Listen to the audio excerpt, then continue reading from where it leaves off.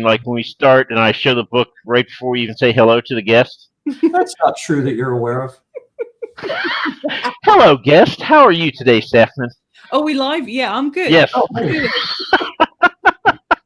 You didn't tell us. You usually No, say that was a new opening where I showed my book as we went live. Yeah. No, get it right out there. Got love Like and subscribe. Or I'll keep showing my book. This nonsense. Yeah, I'm good. How are you both? Living the dream here. Oh dear, is it that bad? It's recurring and it's scary, but it's a dream. What the hell is that, Canuck? What? Well, I mean, I can't argue. Wait a minute. What's this? I brought enough for all three of us. I nearly went with the curly, but I thought that might be rubbing it in a little bit. Sarah, well played. I don't know who called you a hoe. It wasn't me. Mike, was it you? Oh, no, that was here. Oh, okay. I see. Love to see it. Right. So as you have all cottoned onto by now, we are here with the incomparables. Saffron. Saffron. We're just going to say Saffron. Our comrade, Saffron. Oh, hello. Yeah. She just goes by one name. She doesn't need anything else, She is our first spice-based person we've had on the show. Oh. So. Excellent. No erotic authors? No, we have had a couple of dudes who I would have called Dills, but yeah, nobody who actually has the name before. So that's all you. And it's my actual name as well. So, I mean, the first name is my actual name. The second.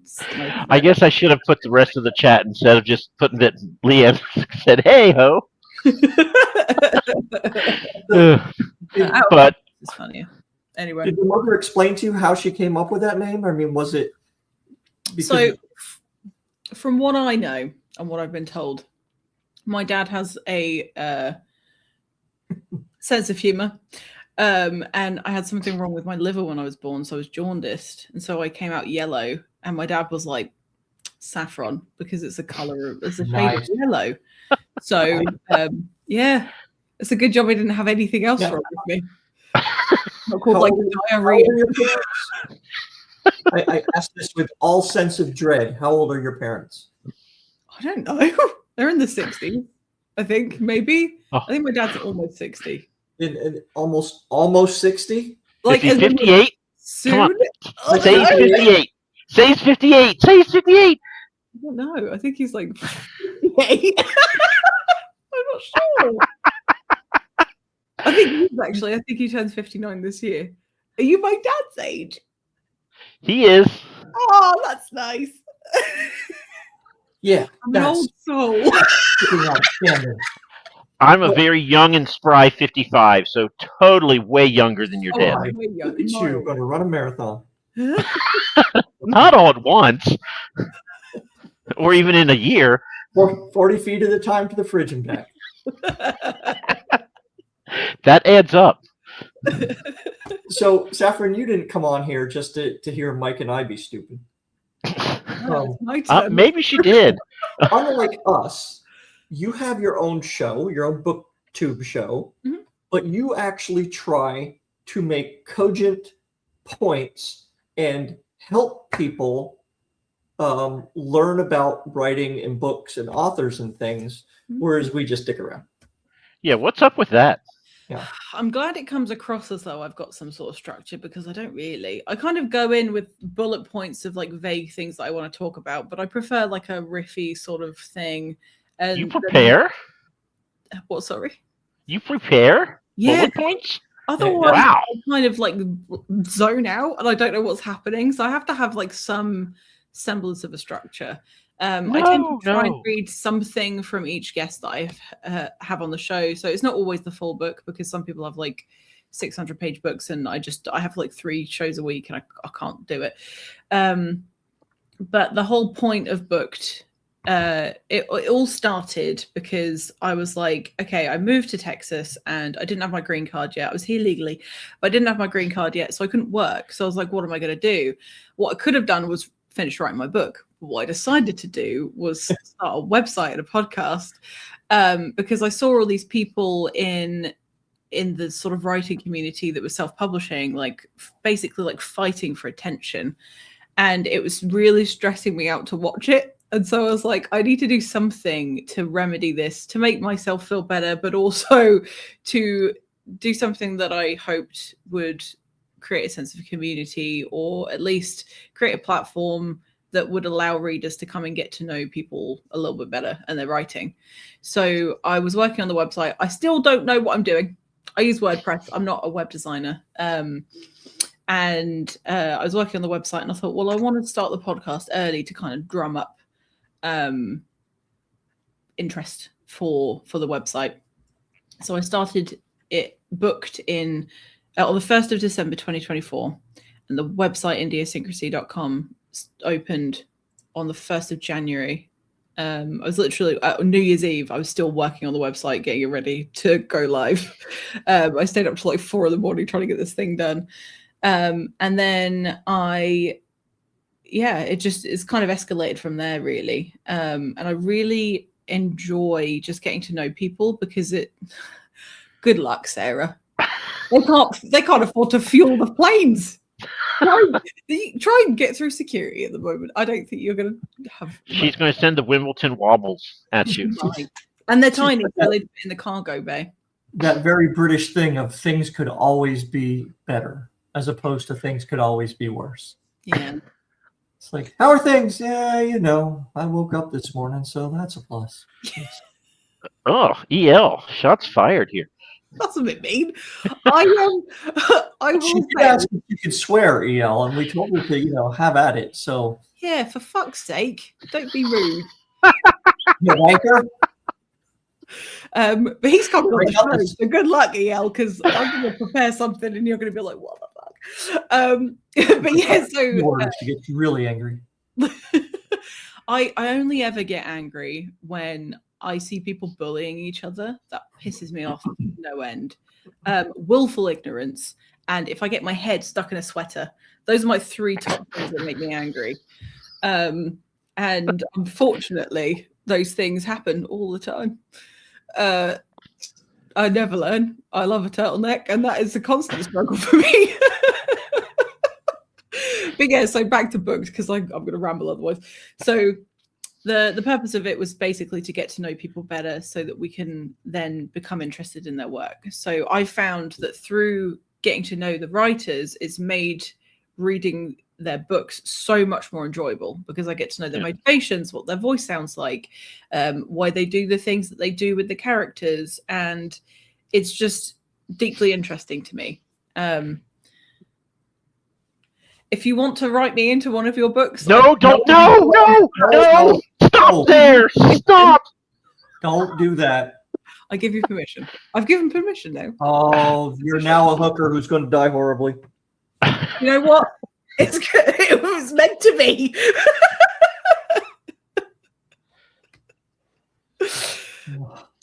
I'm trying to warn you. Why is he bullying everybody today? What's going on? EL, are you okay? Have you had a rough day?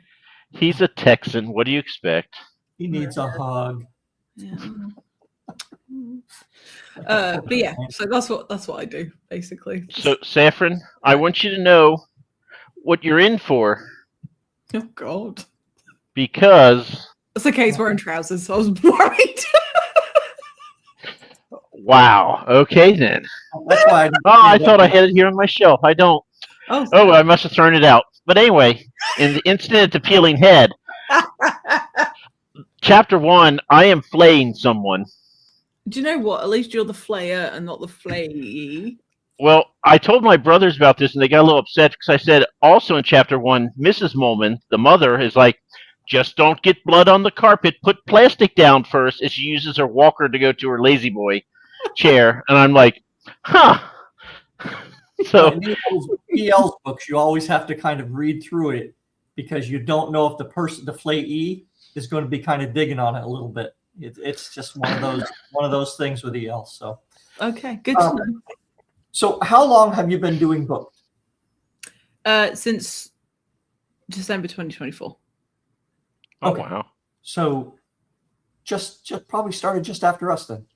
Possibly, yeah. 15 months. We've been at it over 2 years, 2.5 years by now, almost 3. 2024 is when we started, kind of like the middle of 2024. Mm-hmm. Now you do your stuff in the middle of the day, because I was listening to a show yesterday or you today cut or out. something. You were listening to who? I was at work and a little notice came on that said "Booked is live." I thought, I'll listen to this for a little bit, and that's it, in the middle of the day. Mm-hmm. Or somebody else pending. So how do you? Is it tougher to kind of grow your audience doing things in the middle of the day like that? Your lives? Probably. Well, I have a mixture of audience. So I have people that watch it from Europe and people that watch it in the US. And I'm moving towards, as I go into like August, September, like a 50-50 split of daytime and evening. So what happened was when I created all the author features on Idiosyncrasy, I was like, okay, everyone that has an author feature right now, you can have an interview. That's my promise to you. And then I had this huge list. I've got over 200 people who were featured on Idiosyncrasy the first time round. And I said, first come, first served. It's Monday, Wednesday, Friday. You can book your own. Hi, Chris. You can book your own episode. So I set up a Google Calendar where you can like schedule stuff in, and I set it between, I think it was like 10 a.m. or 4 p.m. just so that the people in Europe had a better chance of doing it, because, whatever. And I said, if you have to do it later, that's fine. Just let me know. And it booked up in a day, like 6 or 8 months, I think. So 3 shows a week, which is crazy. And I much prefer the evening ones because I'm not a morning person. So the 10 a.m. ones, although that's not early, I'm a night owl. It is for me. I get tired. So if you're doing shows at 10 a.m., mm-hmm. Ro is going to say something now that he knows isn't true, so no hate mail. You obviously have nothing else to do during the day to occupy your time.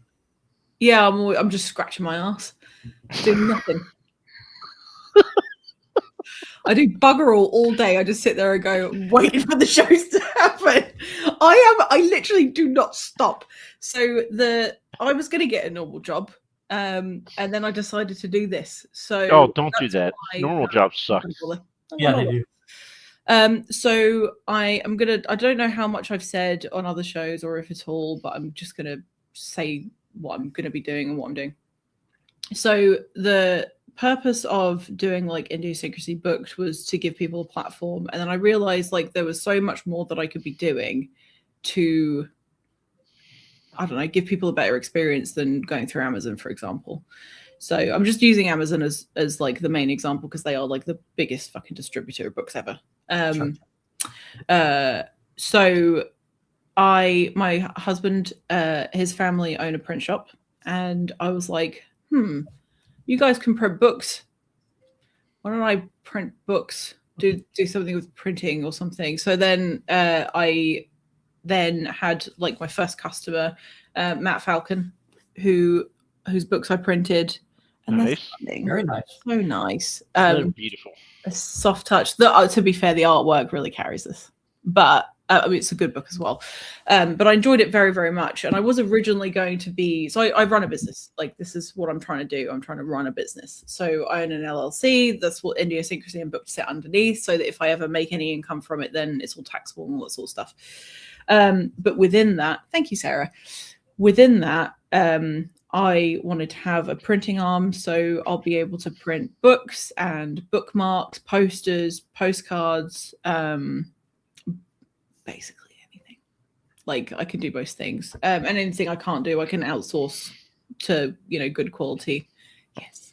Good quality third parties as well.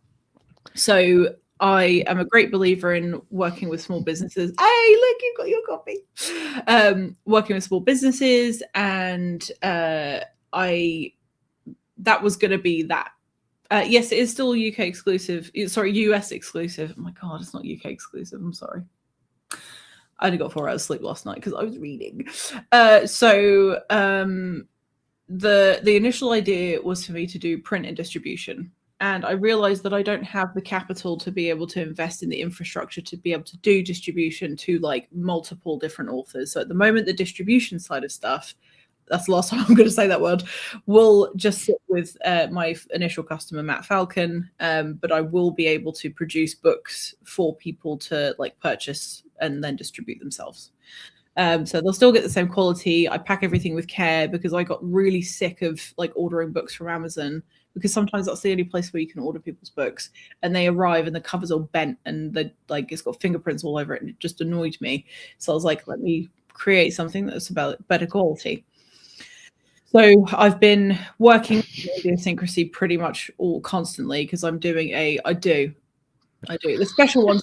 I open them up and I cough in the middle. So, Saffron, I have a quick question, because I use Ingram Spark for reasons I can't explain. and I just got this book, and you want to see what the first page is? Show me. Why, it's page 359. Ooh, nice. That's so stressful. Is there another page 359 in it? Yes. I have 360, 361, all the way to all my appendices about the author, and then it goes to. I like how. But I have all those pages in the back as well. I like how you went all the way to that start page to sign it. That was nice. Yeah. So here's the big question then, Sam. If someone like Mike or myself or anyone listening wanted to say not give all their money to Jeff Bezos so he could buy more big dick looking ships and go to you, also spaceships. What is there a minimum number that you'd have to print, and about how much are we talking about for a book the size of the one you held up there? Ooh, so it totally depends on a number of things. So the minimum print run is 35, because I have to send out for the covers to be soft touch laminated. So I can only do soft touch at the moment. So my offerings are going to be a lot more limited than the bigger companies, because at the moment I'm growing. So I can do a maximum of 400 pages at the moment, because again, it's just equipment limitations. And each price will be bespoke depending on the paper choice. So if you're based in the US, I can send a few different types of paper. I can also send like the cover like printed and flat in the post. So I can't do like Amazon do like one-off author copies. I can't do that, but I can send like bits and pieces so you can see and feel the paper, because I want people to have a good quality product. So when I have done previous quotes for people, they are around twice the amount as Amazon would charge. So they're not cheap, and I can't make them any cheaper, because otherwise I'd lose money, and that would be ridiculous. What's the point? I can't do another thing that costs me money. It doesn't make me any money. No, I mean, wait, I just you're going to be an because, author? Amazon books are what, $7 or $8, right? Oh, are they? So I thought an they were author much copy, cheaper than that. Oh, What's okay. that?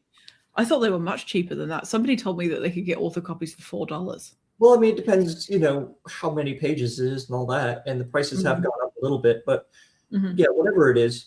So I mean, if you're running about twice that, that's still not too bad. Yeah, I mean, us as an author, we might lose a couple of dollars when we sell it direct, but again, I'd rather have that couple of dollars going to another indie and a print shop somewhere rather than a big mega corporation. Yeah.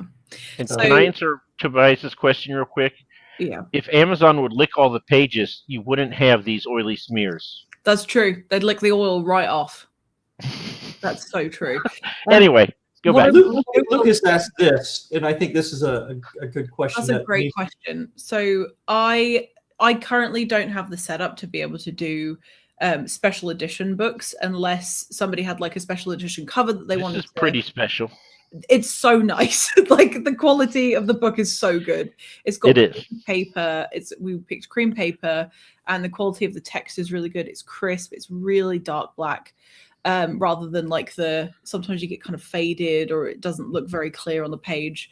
I actually got sent like an advanced reader copy of like a well-known author, and the text inside was pixelated, and I was absolutely furious. I was like, really? So it's the quality of the printing itself is good anyway, and the binding is good and the finishing is good. So if people wanted to do limited edition print runs of the offerings that I already have, of course I can. That's no problem at all. I can also, for US, I can only really do these for US based authors. I'm hoping to grow into being able to have an actual bookstore. So I'm going to be selling books on the website anyway. So I'm hoping that I'll be able to then raise some funds so that I can put money into other people's books and say, okay, I'll do the first 35, and then if we sell those, or I'm still trying to work out actually what is a viable option for me.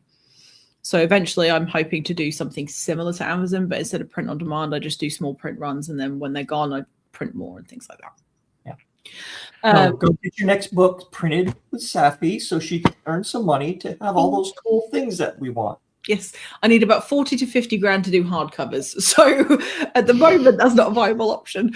But I would love to do hardcover editions. I was looking into just doing them by hand, and then I thought, I don't want to do that because I'd have to charge like $100 a book for the amount of man hours. And it's a nice thing to, like, it's something that most people could probably do in their own home. If they really wanted to make like 5 hardcover editions of their book, you can do it at home. It's a massive pain in the ass, but you could. So eventually, I do stuff like that. Well, sorry? Ain't nobody got time for that. No. So, and I certainly don't. So yeah, that's the kind of what's going on at the moment. And I refuse to do it by going into debt. I believe in myself enough. I don't care if this sounds arrogant because I have very little positive opinion about myself, but I do believe in myself, and I do believe that I can do this without going into debt. I have put in a lot of hours into this project, whatever this thing is that I'm doing, that I just refuse to let the bank take me for a ride. Saffron, question. I want to go back because you said you can't do another thing that loses money, but you're writing, correct? Okay, fine. For other people, get yourself a deal on the printing. So, okay, I mean, for other people, I'm not going to do another thing for everybody else. Lose money. I can be annoyed at myself. That's fine.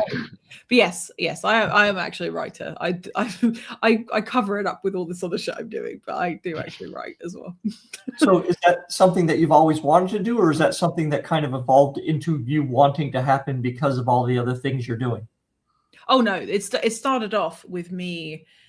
Oh, that's nice.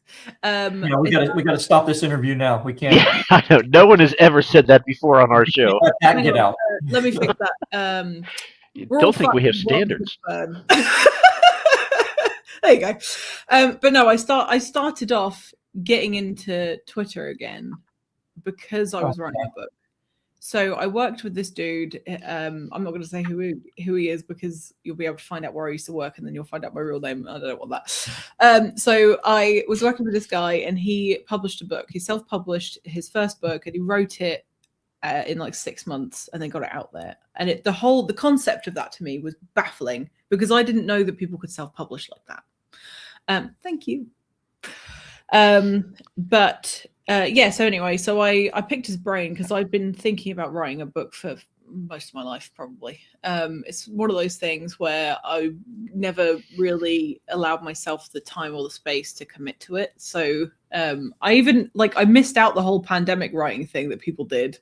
I was too busy depressed and gaining 100 pounds. I was busy eating. And also I was a taxi driver, so that was a whole thing. But I cornered him and I said, okay, I need you to tell me everything you know about the whole process. And I want to know why you did it and tell me all the mistakes you made and all that sort of stuff. And he said the main thing that he regretted was not finding his audience before he'd finished his book. And that was important to me. And that was, I think, very, very useful information because you'll have people coming out of the woodwork with a book and you go, who the fuck are you? And it's really hard for you to then gain momentum. Whereas if you start building community and start making friends, then they know that you're doing the thing. And then I started doing all this other bollocks that I'm doing. And then it kind of just fell by the wayside again. So yeah, so it's something I always wanted to do. You asked me one short question, I've given you my whole life story. But Yes. Saffron, you're telling a bunch of introverts that you have to talk about your book before you write it. Do you know how no one is going to take this advice, right? Well, we had to bring everybody down a peg, didn't we? Because it was too positive. And I have to go back because I swear I must have misheard. During the pandemic, did you say you were a taxi driver or a taxidermist? Because I heard taxidermist, and I'm like, that's too wild. But it is Saffron, so I have to ask. Oh, I wish I was a taxidermist. No, unfortunately, I was driving drunks around all night. If anybody does need a taxidermist for any reason, my nephew does that work. So that is very cool. He went to college for it, believe it or not. That's very cool. No. That is very cool. If he sells comical stuffed animals, I'm here for it. Send me his link and I'll have a look. Comical stuffed? What animals? What are you talking about? You know, like a fox going. Yes. So, have you ever looked at there's like, I don't know if it's an account or something. I've seen it somewhere, and it's called Crap Taxidermy, and it's just people that have tried to. Yes, it's people that have tried that they're like learning the craft, and their animals all look like they've got something wrong with them, other than the fact that they're dead. And it's so funny. They are so Bears on a spectrum. It's not like that. He's very good at it, actually. Oh, okay. I'm happy for him. But if he's got any early stuff that he's started with, he wants to part ways with, I'm into it. I'm sure he's buried that long ago. So, yes, that would be cool, Lucas. I don't know. Some of them might do. There's definitely a really ropey looking fox somewhere, I'm sure. So how does one find an audience before they've gotten a book? Well, I think at the end of the day, you have an abundance of choices. And I chose to go onto social media. So I don't think I found an audience, but I've definitely made some really good friends through doing this. And they are incredibly supportive. And not everybody is built to do stuff like that. So if that's not your bag, then just don't do it. But the important thing is to make genuine connections with people. I think just throwing links out there and just saying like, buy my book or I'm writing a book. Okay, I want to know about you. Why should I invest my time? Why should I invest like 18 hours of reading or however long it takes me to read a book of my life with you and your stories? Why is that important? Because you're basically, if you're using social media to sell a book, you have to be social. You can't just keep putting links out there and saying like, I haven't had any sales. Okay, do something else then. If you're always posting, do something else. I was going to ask if we could publicly shame authors, and I realize it's our channel, so we're not going to publicly do anything. But the people who are like, I have 0 book sales for the month. Wouldn't it be nice if someone bought my book? And I'm like, if there's one thing I can guarantee you will not happen today, it's that I'm not going to go pity buy your book. Just stop. Yeah.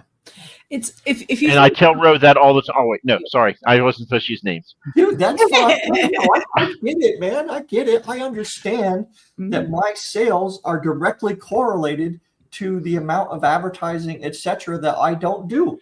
And I've never said, "Please buy my book. I'm a sad, sad man." I know this.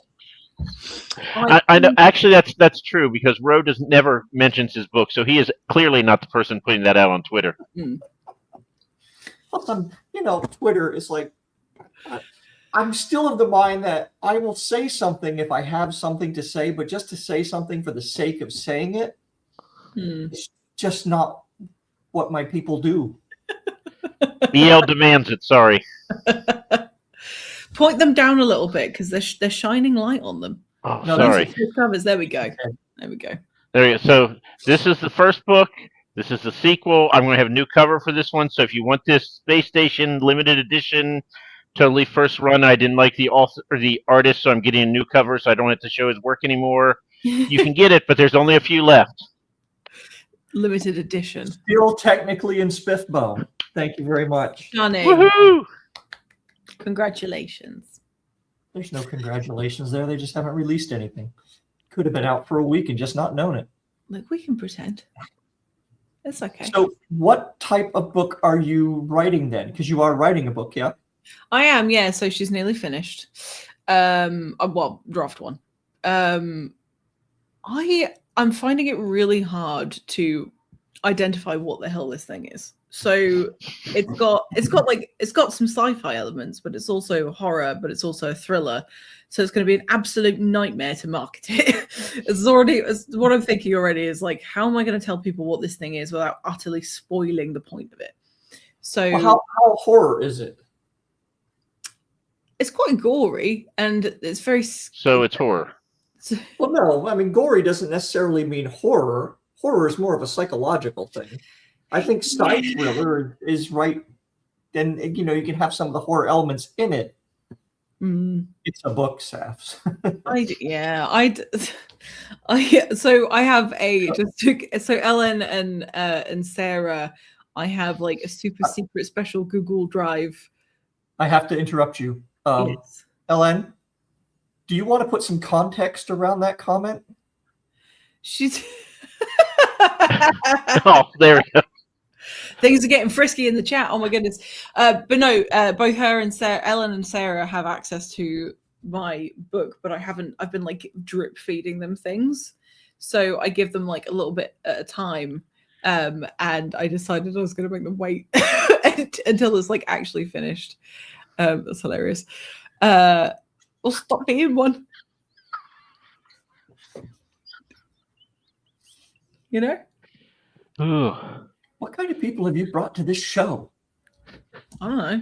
You're going to ruin our good. Oh wait, we don't have a good. Like and subscribe, please. Yeah. Yes, like and subscribe. This honestly, especially is it this Friday? You have a creature creation. Yep. Which is a ton of fun. So make sure you subscribe to this channel. Yep. And it's at 9:00, so alcohol can be liberally used. Amazing. 9:00 in the morning. No, it's not for you, Safi. It's for other people. So it's 9 p.m. Okay. And Mike and I are dangerously close to closing in on 600. So we will be, we're going to start getting really obnoxious about that soon. You should. You absolutely should. Probably if you're not. watching this through the stream through Booked, go to Bald&Balding, all one word with an ampersand in the middle, not the word and go subscribe. We're going to have you on every week. Why not? I'm not doing anything. We have to change our channel name, though. Yeah. Saffron, I know a bit of advice I want to give you, going way back to comments way earlier. Yeah. You said you get angry when you get stuck in the sweater? Yeah. If you just shave it all off, there's much less friction, and you're unlikely to get stuck. Yeah. I think in it's the neck. Head. I think it's a matter of putting your head through the armhole. Yeah. That's usually what the issue is. Ooh, wow. But you called it a sweater, so you've been here a long time. Well, I've been in communication with my now husband for nearly 10 years, so it kind of rubs off on you. No. My wife and I have been married, God, we had probably been married about 20-something years at the point where she says to me, do we have any oregano? I'm like, what the hell is oregano? She goes, the spice, like oregano? Is that what you're trying to tell me? And so, yeah, she still calls them jumpers. And, I do when I'm talking to British people, but I find that it's easier to just because I grew up watching Friends, so the vernacular is very familiar to me. So it's not like I've never spoken to an American person. I wasn't speaking to the people on Friends, but it's not like I've never seen an American person before. And I do find that I grew up with a lot of American TV, whereas you guys probably didn't grow up with a lot of British television. So Benny Hill and Monty Python, basically. Yeah. Which explains a lot. Yeah. I can see that for sure. And then my brother likes Doctor Who, but I can't understand why for the life of me. I hate that show. Why? It's terrible. Okay, well, you're wrong, and that's fine.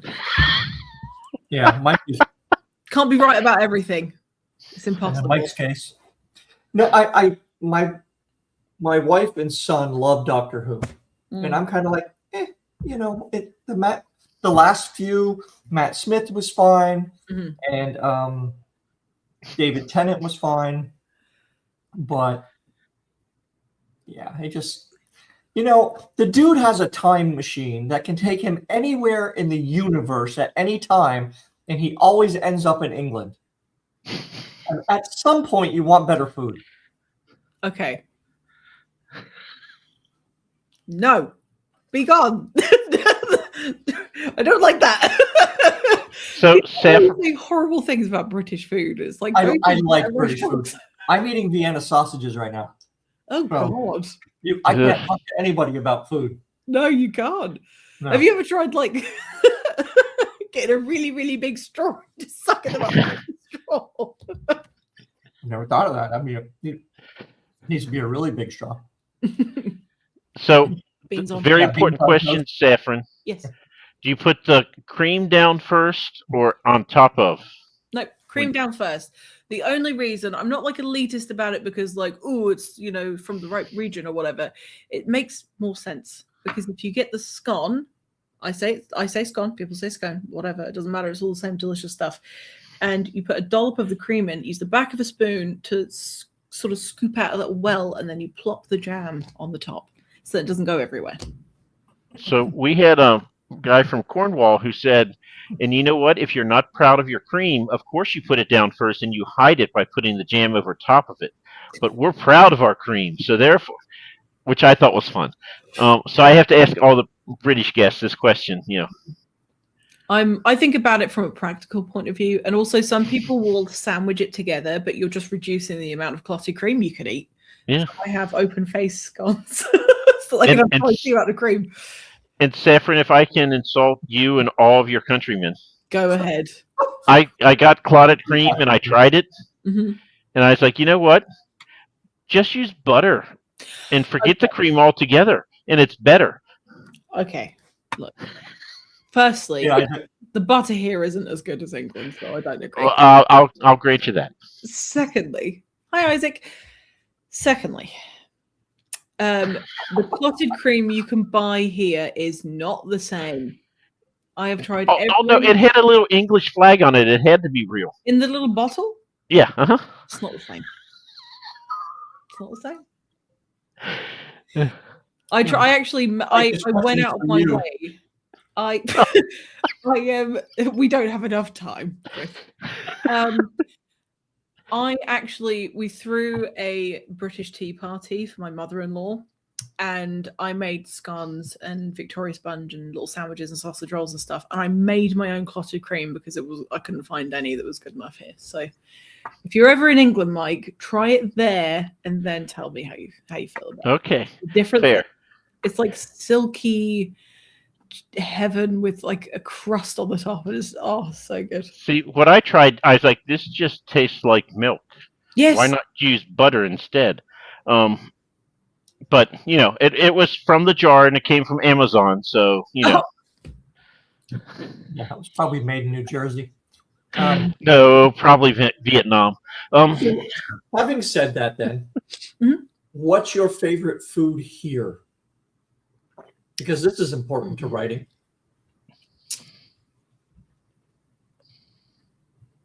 I've had some very good pizzas here. Not as good as Italy, but like good junk food pizza. Really? I had pizza in Sicily. I thought it's the worst pizza I've ever had. It was Oh, horrible. okay. Well, I've had good pizza in Italy. But it's good junk food pizza. And I really like the burgers here. They The what? taste the burgers. Oh, yeah. They're What the very- hell is it in England? You can't make a burger. I lived there for 6 years and never found any. I mean, a cow is a cow, right? It should taste roughly the same, and it doesn't matter where, but you can't make a freaking burger. It's not hard. You have to try very hard to find good burgers. We would have Brits come to the bases all the time on July 4th, and we'd be like incredulous. It's like, do you know what this is about? They're like, dude, we don't care. We're just here for the food. It's like, all right, come on in, you know? How did you and your husband meet? We met on a meme sharing website. On a what? Do you know what a meme is? I know what a meme is. I'm as old as It your was dad. a website for sharing memes, and then it escalated from there, really. So, Saffron, does your dad know what memes are? He does. Yeah, I send them to See? him, and he goes, "Ha." Do you have kids? Absolutely not. No, thank you. Okay. No, don't wish that on me, please. I was going to say you've got to come up with a better story than that. If you did, because you can't teach, especially like a teenager, anything useful in life if you say I met your dad on a meme sharing site. It's like, well, you have no place to talk to me. I would fully support, somebody of age, 18 and above, meeting a stranger from the internet. Why not? That's what I did. It worked out beautifully. You only live once. What? Sorry? You only live once. Oh, exactly. Well, we were talking for maybe 2 years, and at one point I was like, "Do you want to come to? Do you want to come and meet me?" And he was like, "Yeah." So we did, and the rest is history. Really, we used to play a lot of online video games, and that's how we kept the magic alive. And at any point, did he think, as he was driving to meet you, that he was going to be met by undercover cops and TV crews? I mean, I wasn't pretending to be 20 and then I was 12. I think it was more that he was worried that I was going to be a dude or something. And I made a joke about making his skin into luggage, and I think that scared him. But other than that, That would. Yeah. So we actually, because of the travel bans during COVID, we didn't see each other in person for 18 months. So World of Warcraft was our crutch. That and PUBG, which is a first-person online shooting game. We just played that all the time. And then we met back up in Canada because that was the only place that we could fly to. And because of the travel ban restrictions, we could fly to Canada, wait there for 14 days, and then fly back into the States because you had to be not in England within the last 14 days or something. So we did that, and then we got engaged, and now I live here. So how about that? Yeah. Online video games. What are your thoughts on Texas barbecue? I really like brisket. I do struggle with a smoky flavor. So so there are some barbecue joints, not good ones, I will say, that will use things like liquid smoke, which tastes vile, and I hate it. So if it smells too much like that, or if it smells kind of plasticky, because that's what smokiness smells like to me, I don't like it. But I do love brisket and pulled pork. Big fan, especially moist brisket, because it's all fatty and delicious. See, that's good. Now EL may not kill you in his book. Oh, okay. Maybe I could be a barbecue chef, because I was a chef as well for a long time. No, you're going to be a hooker. I mean, it's an EL book. Yeah. What kind of chef were you? So I started off in a little cafe, and we used to tangy, definitely. There's too much sugar in the food here anyway. I nearly got diabetes from living here. It was awful. So I started in culinary school at 16, and then I got a part-time job at a cafe, and we used to make all the cakes and things like that. And then I worked doing events, so I did largely wedding catering and things like that. And then I moved to restaurants, which was a lot of fun. And then went back to events because it's a lot more enjoyable for me, because you get to plan out everything, and you get to work on the menu with the guests and things like that, and that's a lot of fun. And then I moved on to I opened a restaurant in a theater, and then I was like, I don't do this anymore because I hate working the weekends. And then I taught apprenticeships for chefs and managers of restaurants. And then I've lived a life, man. Are you 106 years old or something? I am. So Saffron, when you had the restaurant in the movie theaters, did you feel like you were tethered to darkness? Oh, my God. It was actually a performance theatre, not a movie theatre. Oh, okay. But because of that job, I got to cook for Priscilla Presley. So that was fun. She was nice. Priscilla Presley? Yeah. Yeah, she was nice. She was like, can I have one of everything? And I had to cook one of everything on the whole menu. Yeah, so I did that, and then I did a job that I'm going to talk about, and you can leave that in your mind, whatever it is. So I'm not going to tell you what it was. And then I moved back to where I came from because I kind of wait a minute. Did you just gloss over something there? Yeah, I can't tell you what it is. And then I became a taxi. What's the hint? No, I can't. Oh, come on. Oh God, I'll tell you after this. I'm not doing it on the live. That could be. I trust you. I don't trust these guys. Well, that's fair. I don't trust our guests either. They made really poor decisions and they stayed. Mm. Exactly. So, and then I started. Oh no, yeah, I started driving cabs because I was like, "What am I doing with my life?" Because I thought, well, I'm going to move to Texas. What am I doing with my life? I should be a cab driver. Well, I'm a very good. Whatever. I'm not a good parker, but I'm a good driver. And should have been a taxidermist. No, not a taxidermist. And I was trying to think of a job that I could do that was flexible, that was decent money, so that I could save up to move to America. That was kind of the point of being a taxi driver. And I did that for like a year and a half. Not in London. Huh? Not in London. No. God, no. I wouldn't have done that to myself. No, it was in Kent. In the southeast, and then oh yeah, could have been. What would that look like? I'm interested to know. You have to stop and get the roadkill, so you have things to work on.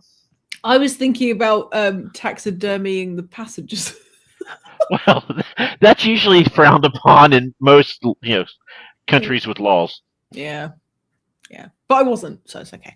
And then I was a trainer. I trained people to do good customer service and stuff. Used to design training things and stuff. So anyway, yes. So do you think this whole printing writing thing is going to work out, or is this just a phase? What are you, my dad? Same age. No, I can honestly say. I can honestly say that I am the happiest I've ever been in my entire life. And I really feel like I'm doing something that I could do for the rest of my life. A lot of there were things that jobs that I did that I thought, yeah, I could definitely do this. And then life gets in the way, or you decide you're going to move to a different country. And I wasn't going to be doing the things that I was qualified to do here because, like, for example, chefs aren't paid very well here and the hours are terrible.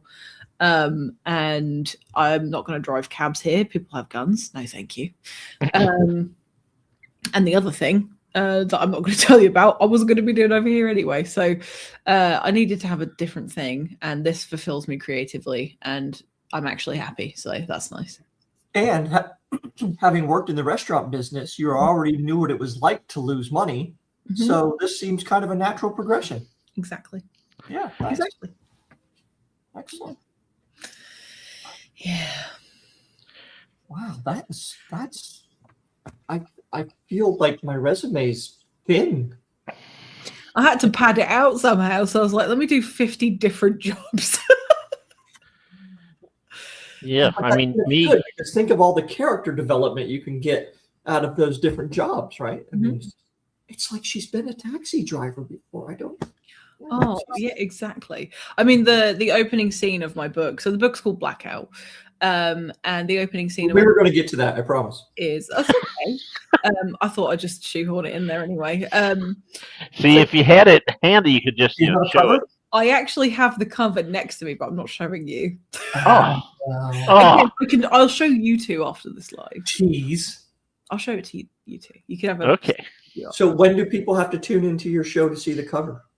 I'm hopefully going to do a cover reveal sort of towards the end of the year because the cover artist. So I hired an artist of the name Ryan Sheffield who does some really, really cool like literary sketches that have like famous quotes from cool books and stuff like that.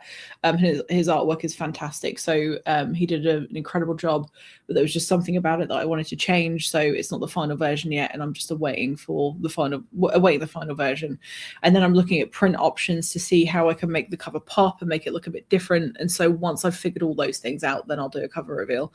So I'm probably going to do it on my channel, and I've asked a couple of friends to role reverse and interview me about the book so I can start talking about it. So yeah, the opening scene of the book is based on an experience I had whilst I was a taxi driver. I can tell you about it if you want to. I feel like I'm rambling a little bit though. No, have you seen our show? Yeah, that's the whole point. It's like if you ramble. Know you. So by all means, tell us about the first thing in your book, and then tell us about the weirdest thing you've ever had go on in one of your cabs. Oh, I've got countless ones of those. So I'll give you the brief version of the book thing. So instead of telling you the intro chapter, I'm going to tell you what actually happened to me. Ellen is one of those friends. One of the evenings, it was like a Sunday when I was working as cab driver. I went to pick up what I thought was a bunch of students. So where I used to live, there were like huge pockets of student housing for university students. So they'd be like these high rises, or they'd be little houses that they'd share. So I thought I was just going to pick up some students. And when I arrived, it was 3 adults and a little kid. And they all stank of weed, and they had bottles of booze in like carrier bags from the supermarket, and they put them into the boot, and I could hear them like rattling around in the back. I'll get to that in a second. Rattling around in the back. And they asked me to go to the supermarket, and I thought nothing of it at the time. So I started going to the supermarket, and I realized that it was closed because it was a Sunday, and supermarkets close at 4 p.m. It was like 9 or 10 or something like that. And so we're on the way there, and I said, oh, the supermarket's going to be closed. And he was like, don't worry about it. And I said, okay, that's fine, because there's an ATM at the supermarket. And I thought, okay, they might need to get some cash out or something. So we pull up, and the car park is pitch black. The supermarket windows are pitch black, and he tells me to go and park in the corner of the car park. So there are those cart return things in England. They're usually covered, so you can't really see through them. And he told me to park behind a cart return area.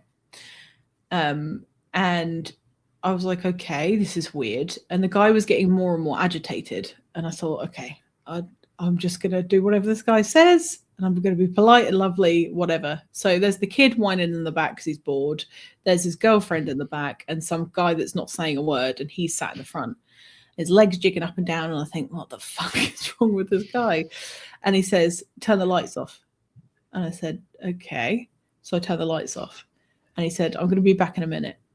So he stands outside the car, and he's getting annoyed because his phone's not working. He's trying to get hold of something. And he's got this like what looks like an old burner phone, like one that a little G. You were a getaway driver, weren't you? Well, let her tell the story, man. Possibly. So the guy is like, I'm going to be back in a minute. And so he jogs off and runs behind a bush. And there's like an alleyway that exits out of the car park into the main town centre. So he runs past the bush, and he is gone for a while. And his girlfriend in the back is getting bored. So she's like, oh, can I put some music on? And I was like, yeah. And so I put some dance music on because that's what she wanted. And then she leant through from the back seat and turned up the music, which I thought was driver. You can't do that. Passenger etiquette 101. You don't touch the volume knob. Anyway, so she's vibing in the back. And I look out the window, and I see him running at full pelt towards the car, and he's screaming like, open the door, open the door. And I'm going, oh, fucking hell. And part of me thinks, shall I lock the door? And then I go, no, because there's a kid in the back and it might get weird. So I unlock the door, and he gets in the car, and he screams at me. He's like, fucking drive. So I'm there like, oh, shit, trying to turn the car on. And I reverse out, and he tells me to go where we're supposed to be going. And he's screaming at me. And I'm going like, I'm trying. This is very stressful for me. And then he leans back to the woman behind him, and he says, I think I've killed her. No, killed him. I don't know why I said her. And he goes, I think I killed him. And I went, what the fuck? What am I supposed to do? So I just kept driving. And he kept telling me to speed up. And I was like, do you want me to get pulled over? Because I can. And that'll be fine. And then you'll go, and that'll be okay. That was incredibly stressful. And it was a 45-minute drive to the destination. And I thought to myself, I'm not going to charge him because I'm scared of asking him for money. But then he paid and he gave me a tip, and I was like, okay, that's fine. I didn't like charge him for the wait in the car park, because usually you'd like charge him per minute, but I was like, no, it's okay, it's only such and such amount of money. And it was so stressful. And as soon as he got out of the car, I just burst into tears, because I thought, oh, that could have ended so badly. Because a colleague of mine had basically been like, he was like this close to getting stabbed like the week before. So it was just like fresh in my mind, and I was all on my own. And like, I've had experience, so I feel comfortable like fighting someone off. But and we also had like internal dash cams as well, so that was kind of helpful. But yeah, that was really stressful. So the premise of my book started with, what if that had gone a totally different way? Because at one point I was like, I don't know if I'm going to make it home. So that was one of my wild stories, but it ended up in my book. That's a nice actiony tension kind of opening chapter. Yeah, and I love the here. I think is a great example of difference between British and U.S. Your thought when you have to drive 45 miles away or 45 minutes away to where this guy is going to go is, he's not going to pay me. Whereas our thought is going to be, I'm going to get fucking killed and buried in shallow grave where I won't be found by anything but dogs for, a month. Yeah. Either that or he's a taxidermist. Yeah. A taxi driver dermist. And yeah, it's full circle. That's beautiful. Yeah. Mike and I rehearsed this. But yeah, so that was one of many. So is there any kind of other weirdness that you've seen in the cab? Because I can imagine some people would get some weirdness in the cab. Yeah. So I actually had a favorite customer, and she was a sex worker. And I actually wrote about some of these experiences in like a partially fictional diary that I published and then unpublished because I was scared.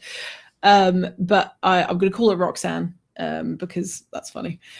But she was fantastic, and she would always tell me about like the people that all of her clients, and like the things that were weird about them and stuff. And she'd have like her favorite clients and the clients that weren't particularly nice to her. But I remember picking up one of her favorite clients, and he got in the car and they were like, oh, can you take us to get beer? And I was like, yeah, sure, you're paying, so it doesn't really matter. And they were kind of like cuddling up. I think she was giving him the girlfriend experience. But it was like they were like young lovers, and it was really cute, and he was super nice to her, and his face was busted to shit. Like he was bloodied and bruised, his nose was broken. And I was like, what the hell happened to you? And he was like, oh, me and my cousin got in a fight, but it's okay because I won. And I was like, what the heck is going on? And it turned out that he was from the traveler community. And one of the things, because this is what he was telling me, he was like, yeah, we just have a disagreement, so we arrange a fight, and then we fight, and then we're all good again. And I was like, okay, that's totally fine. Love that for you. Makes things a bit more simple and less dramatic in a way, really, than getting the law involved. And he was super nice. For those in our North American audience who aren't familiar with all the terms, the traveler community we would probably know as gypsies. Yes, but we don't say that word. I know you don't say that, but you don't. Because I think a lot of Americans just traveler wouldn't mean anything to them. Yeah, well, thank you. Yeah, so we went and picked up the beer, and he got back in the car, and he suddenly became very interested in my accent. And bearing in mind, I was born in England, and I've lived there all of my life up until the point that I moved here. And he was like, you're Canadian. It was a statement. It wasn't a question. I said, you're Canadian. I said, the nerve. I'm not. Oh. Well, that's I don't know what you're talking about. Honestly, and he just kept saying it, and then I was like, no, I'm not, and he kept fighting me on it, and then I said, oh yeah, you got me. I was just pretending because I thought, oh no, he's got a broken nose, I'm scared. So where are you from in England? I'm from the southeast, so if you know Canterbury, that's where I spent a lot of my life. I grew up in a town called Folkestone, which is a seaside town, and it's right near Dover, if you've heard of the White Cliffs of Dover. Yep. It's not as pretty as it sounds. I don't really like Dover. The White Cliffs are fine. They're just white cliffs. The ball sack of England. Yeah. Can I say the C word on here? Can I say You this? say whatever you want. Okay, so I used to go to a lot of heavy metal festivals, and whenever you'd introduce yourself to people, you just say what kind of region you were from, and I'd always be met with, "Oh, you're from Cunty, Kent," because everybody hates people from Kent for some reason. So that's. I think everybody in England hates everybody from everywhere else in England. I agree. Yes, we're I not. don't think there's any region that is immune from just, ridicule and hatred. Right. So Yeah. even in Suffolk, they talk about the people from Norfolk as, Yeah. those freaking, bog farmers or whatever they are up there in the fens, and whatever. We And then, are of all course, a bunch of Essex girls, and then, with the shudder of the people up north, Oh, yeah, big fan. Thank you for coming. I love you too. What's your tattoo on your wrist? This is the Stickman from the Alive single by Pearl Jam. And I got it when I was 15. Don't regret it. Love it. It's something that my dad and I share. We both have a love of Pearl Jam, and he used to play like the cassette tapes for me when I was a baby to make me fall asleep. So I really love them. And if people don't like them, you can give me that opinion. That's fine. I don't see the need to be like, I think they're shit, because I'm just telling you what I like. That's usually what happens, is that when I say I like Pearl Jam, you'll get at least one person that says they're shit. And I think, okay, that's an opinion. That's a weird thing to say. Yeah, well, I mean, again, it's same with books, right? There are people who think Tolkien is shit, and then there are people who think that Hemingway is good. Yeah. And they're both wrong. So So, Saffron, I have a request. Mm-hmm. Your next tattoo that you get on your other wrist should she's be not getting a this. stick on your head like you did. Don't tempt me, because that pink would really pop against my skin tone. And if you haven't done creature creation before, this is Darla. We love Darla. Viva la Darla. I really should have worn that T-shirt tonight. I really should have. I just now thought of it. Oh, yeah, I forgot. It's okay. You have Darla on a T-shirt? Yes. Oh, I have Of them course. printed. Yeah. All right. But- So book is coming out in 2027? Yes, that is the plan. Okay. We haven't talked a lot about the book. Sorry, folks, anybody, because it's not done yet. And she won't show us the cover. And we were lucky to get the title out of her, but I forgot what it was already. It's cool. It's called Blackout. Huntington Lake, Mildenhall, and Bentwaters. And this one's for Saffron. That's a very difficult question. It's either got to be verses or binaural. Depends what mood I'm in, though. I'm going to nod sagely like I know what either of those are. Yes. And then that's my brother who's arriving here an hour and 3 minutes late. Oh, Sarah wants to know your favorite Womble. Oh, My yeah. favorite Womble is Sarah Arnu. What was the other thing? It was an Australian thing that was big in England for a while back in the early 2000s. These four Australian dudes, the Wiggles or some nonsense like that. Oh, the Wiggles were huge, yeah. Yeah, it's like stupidly huge. I didn't really get it. But, yeah. Oh, I'm not far from Bentwater. Shame there's no A10s. No, there haven't been any for a long time. That base closed in like 92. Where are you from, Miss Boredom? Mr. Boredom? I don't know. That's Chris D. Brand, I believe. Christy. Chris D isn't like D, the initial. I believe he's a dude. If you're not a dude, if you're a dudette or something in between, I apologize. It's just what We're not here to impose. We're not here to impose gender roles on anyone. We just want to know your fucking pronoun. Just to be respectful, really. Yeah. No, where are you from, man? Let me know. I also am a believer that dude is for everybody. Doesn't matter. My wife and I kind of met at Colchester. There was a English Civil War recreation battle there. That's where I met my spouse. Oh, that's nice. Yeah. Oh. Yeah, my son was born in Bury St. Edmunds. Oh, really? Yep. Do they have 2 passports? Yep. That's cool. Very powerful. That's my future plan. Have 2? Yeah, we're my wife's telling me to get a Canadian passport. Why not? Let's do it. We need an escape plan. Yeah. So, have you got your go bag?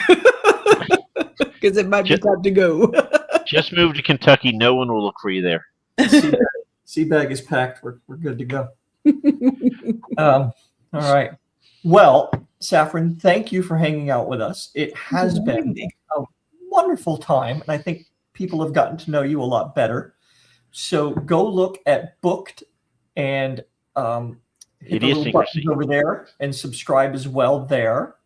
And on May 26th, is that what we determined? Huh? 27th. 27th, I will be on Saffron's show. Yay! And everyone, if you don't have it, it's a beautiful cover. You should buy the book. Yes. While you're looking there, if you're based in the US and you go to Matt Falcon's website and buy direct from him, they will come from me if they're the paperbacks. I just buy. And she'll lick them extra. I will. I'll do this as well. I'll give them a little goodbye. Ooh. I also wrap them in a special idiosyncrasy wrapping. And you also get a free bookmark with them as well if they come from me. And they arrive in good condition as well, not like Amazon. Not trying to name drop, but. And if you are in the business of having books made, is there a website, Saffron, where people can go and like see, contact you to possibly get books made?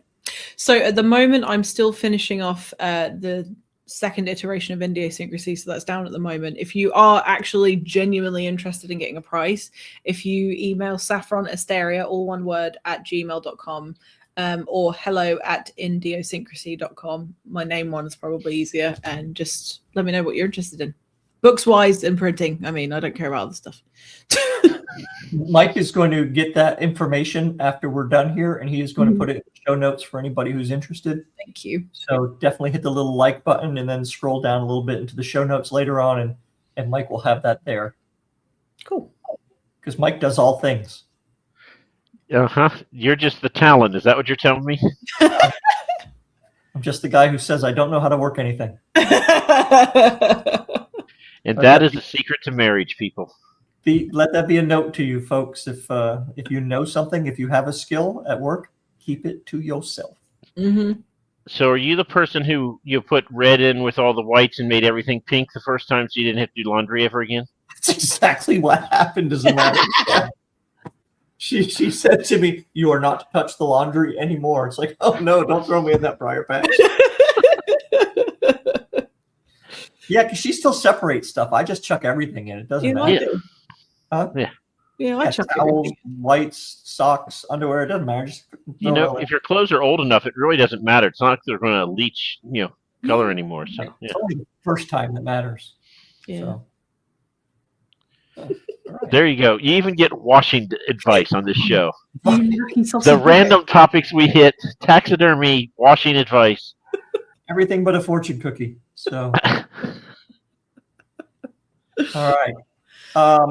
Next up on this channel, today's Tuesday, right?